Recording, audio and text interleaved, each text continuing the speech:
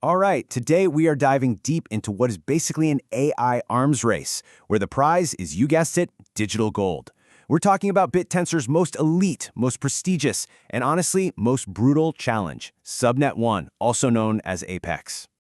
But let me just ask you this straight up. What if you could actually get paid, and paid well, for building some of the smartest AI on the planet? I mean, that's the dream, right? Well, that is the core promise of Bittensor's Apex. But here's the catch. Apex isn't just some friendly opportunity. It is a high-stakes, cutthroat competition. It really is an AI arms race. The winners can walk away with an absolute fortune, but the risks, well, the risks are just as massive. So, what exactly is this AI arms race all about? Well, at its core, Apex is really trying to solve one of the biggest, most annoying problems in AI today. That problem is hallucinations.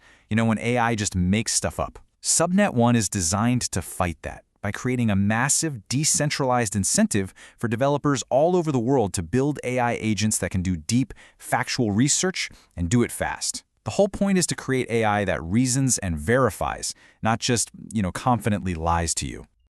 And this is absolutely the most crucial part to understand. This is not a everyone gets a participation trophy kind of deal. Apex is a zero-sum game. Miners are pitted directly against each other. For you to win, someone else has to lose. It's as simple and as brutal as that. So, if you're a miner, how does this game actually work? What are you doing day to day? Okay, so it all comes down to this really clever adversarial loop. First, you've got a validator, who is kind of like a referee. They issue a really complex question or challenge. Now, as a miner, you have two jobs. Job 1, generate the absolute best answer you can. Job 2, you have to discriminate, or basically judge other answers, and decide if they came from another miner or from the validator's own secret answer key. And you get scored on both. This setup creates this fascinating, constant tension.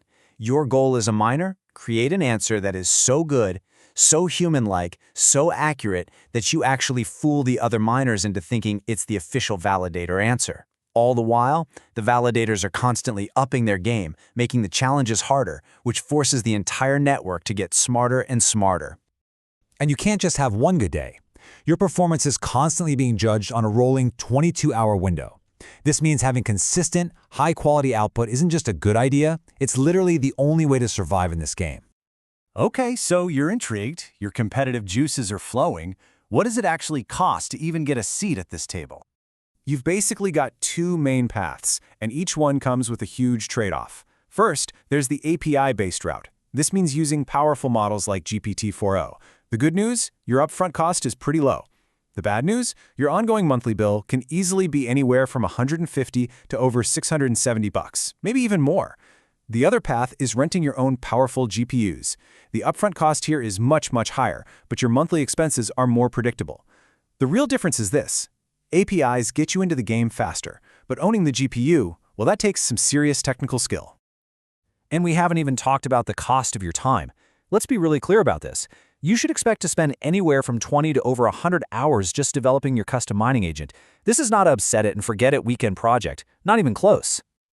And please, listen to me on this one. If you take away only one thing from this whole explainer, let it be this. Do not, under any circumstances, run the default miner that comes in the official repository. It's a trap. It's a placeholder. It's designed to do nothing. If you run it, you will earn 0 rewards and you'll just lose your registration fee. You have to build your own solution, period. So to actually compete, you've got to get fancy. The top miners are using what are called agentic workflows. That just means their AI can use tools like searching the web to find real-time, factual data. They also use a technique called response ensembling, which is basically like having a committee of AIs brainstorm an answer, and then you just pick the best parts. And of course, you have to be super smart about managing costs so your API bills don't go to the moon. So, after all that blood, sweat, and tears, what are the actual rewards? Who is really making money in this AI arms race?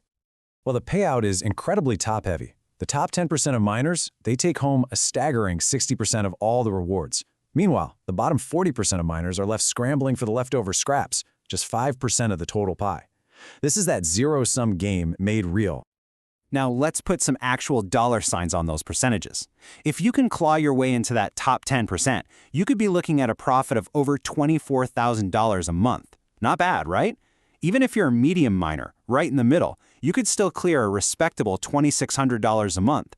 But if you fall into that bottom 40%, you might be looking at less than $400 a month in profit.